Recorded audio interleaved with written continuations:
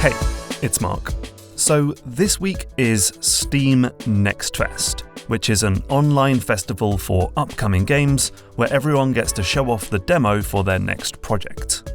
And my game, the roguelike spell 'em up Wordplay, is in the showcase. Now, I'm actually really happy with how things have gone in the lead up to Next Fest, and I'm confident that the demo will have the best possible chance of standing out and getting those all-important wish lists. So I wanted to share 7 tips for how to make a demo and how to get the most out of Steam Next Fest. Sound good? Okay, then let's start with tip number 1. Launch your demo before Next Fest begins. So, there's nothing in the rules that says your demo has to debut at the start of Next Fest. So I actually released the demo for Wordplay about 2 weeks before Next Fest began, and that turned out to be a great decision. For one thing, it helped the game gain a bunch of wish lists, about 25,000 before Next Fest even started. But I also got an enormous amount of feedback from players and could use this to improve and fix the demo before the event kicked off. For instance, in the first version of the demo, you could only spell a word up to 10 tiles long. But players told me that it felt bad to find a word that's longer and not be able to play it. So, okay, I changed it, and now if you keep adding letters, then a secret second row of tile holders appears.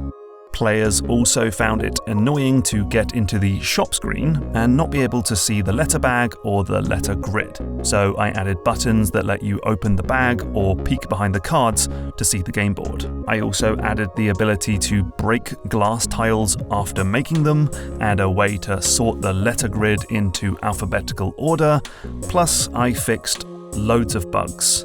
So many bugs.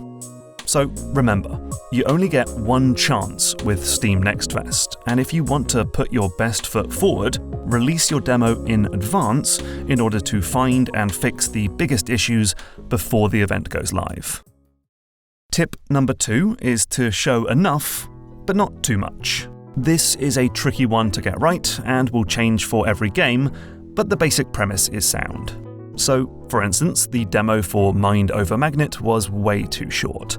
The demo only contained the first world, and that clocked in at a measly 15 minutes of gameplay, which wasn't very satisfying, didn't stick around long enough to get people excited, and probably didn't help the game with the Steam algorithm. But on the other hand, you've probably played a demo that was so good and so full of content that you got your fill with the freebie and never actually bought the full thing.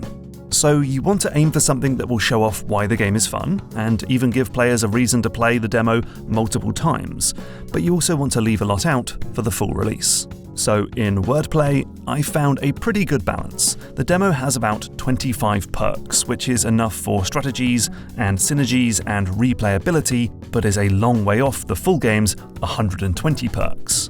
And it has just one mode, whereas the full game will have a bunch of different ways to play.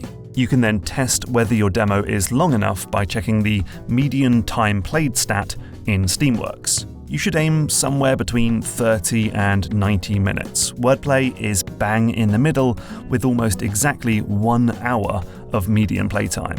But if you're not happy with the number you see, well, good job you launched your game before Next Fest and can add or remove content before the event kicks off. Another good tip is to look at other demos in your game's genre. How much are they giving away? Tip number 3 is to give a great first impression. A demo is free, which means that players have invested nothing and so will happily quit out and delete your demo if they are bored, frustrated, or generally unimpressed. There are a few ways to avoid this. Make sure the presentation is solid. I waited until Zach had composed some music before launching the demo because a completely silent game does not scream high quality. In terms of difficulty, I would err on the side of easier rather than harder. You generally don't want players to rage quit your demo in frustration. An easy demo is better, especially because players know the full game will get harder. And you should find ways to give players a good initial experience even if it's a little constructed. So in the demo for wordplay, I made sure to include 2 perks that pair really well. An upgrade that lets you make golden tiles, and a modifier where if you submit a golden tile, the tile to the right becomes golden. This creates a silly, synergistic strategy of endlessly getting golden tiles, which just feels great and will leave players with a strong impression. And with only 25 perks in the demo, this situation is pretty likely to come up, almost guaranteeing a good time. So remember that a demo is not a playtest build, it's not a way to get feedback and bug reports, it's marketing. So do whatever it takes to cast your game in the best possible light. Tip number 4 is to tease content that isn't in the demo. So, as discussed, you want to leave a lot out for the actual paid release, but don't leave players guessing about how much content there is left to discover. So you can do this inside the game itself. Like I said, the wordplay demo has only 1 mode, but I made sure to leave in the buttons for all the other modes, just with a lock icon and a tag that says available in the full release. Also, the demo has just 1 type of special tile, the golden tile, but from the logo, you can see that there are other types of tile available. What does the green tile do? The blue tile? The red tile with the full stop? The bubbly red water tile? There's clearly more to this game. But you can also do it outside of the game. So before Next Fest began, I made a Steam news event for the game that simply describes all the stuff that isn't in the demo, but will be in the full game. How there will be more perks, more special tiles, more special rounds, more music, more everything. That way players can understand what's to come and, fingers crossed, add the game to their wishlist. Oh, and you can make that easier by literally putting a button in your demo that will take people directly to the Steam store page. Tip number 5 is to send all of your feedback to a single location. Okay, so when I first launched the wordplay demo, I was getting a lot of feedback. Bug reports, feature requests, ideas for modifiers and special rounds, everything you could think of. But those reports were distributed across, well, replies on Blue Sky, Discord DMs, emails, the comment section on 2 different YouTube videos, and discussions on the game's Steam forum, which was completely overwhelming. I simply could not keep track of it all. So, I made a single source for feedback. I made a forum on the GMTK Discord server with places to put bugs, ideas, and requests. And then I funneled everything into that forum.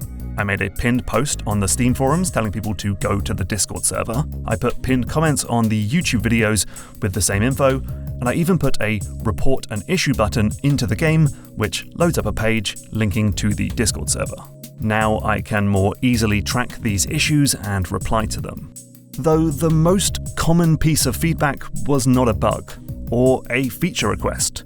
It was simply, why does the game not let me spell waifu, or yeet, or riz? Yeah, this is one of the perils of making a word game. Your dictionary will never catch everything that people consider to be a real word. So I knew I needed a bespoke solution for this.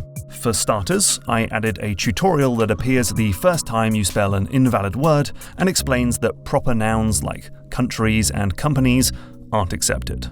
But also, every time you spell an invalid word, it will add a button to the options panel which lets you petition for that word to be included in future updates. Click this button and it shoots an event to Unity's analytics, and I can then get a massive spreadsheet of every word that's been petitioned. Then I can go through them one by one and, as the great arbiter of words, decide which ones should go in the game. The first batch I added included terms like bestie, boolean, emoji, gamify, nerfing, and weeaboo. I'm really glad I got all of this sorted before Next Fest, as it has made my life a whole lot easier. Tip number 6 is to block content properly.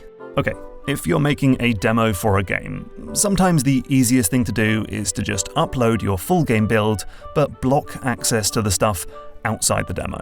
In my case, I have a checkbox inside Unity for demo, and if that's ticked, then the game only shuffles in the first 25 perks on the stack, and it makes sure the buttons for the other modes are made non-interactable. Now, I knew there was probably some technical way to make that content accessible again, but what I didn't expect was that on the literal first day that I dropped the demo, someone let me know that they had fiddled with the files, unchecked that box, and opened up the rest of the game. Oops.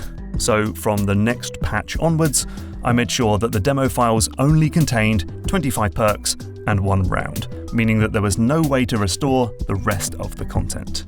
Now, this might sound like a big goof on my part, but it's actually not uncommon. I remember when the Shadow Complex demo launched on Xbox Live Arcade, and there was a relatively simple way to bypass the end of the demo and play through the whole game. And also, remember when Sega accidentally uploaded the full version of Yakuza 6 as a demo? Oopsie. So whatever you put in the demo version of your game, just assume that someone will figure out a way to access it. And so make sure that the demo only contains the content from the demo. And finally, tip number 7 is to release your game shortly after the release of the demo. If someone plays your game, gets excited and wishlists your game, you should ideally be able to deliver them the full experience before they forget about it and lose interest. So don't wait a year for the actual game to come out. And that's why I'm pleased to announce that the full version of Wordplay will be out on Steam on July 14th, 2025, with 120 perks, loads of special rounds, loads of modes, more music, more features, and more words. Thanks for watching. Please consider adding the game to your Steam wishlist, and I'll see you soon.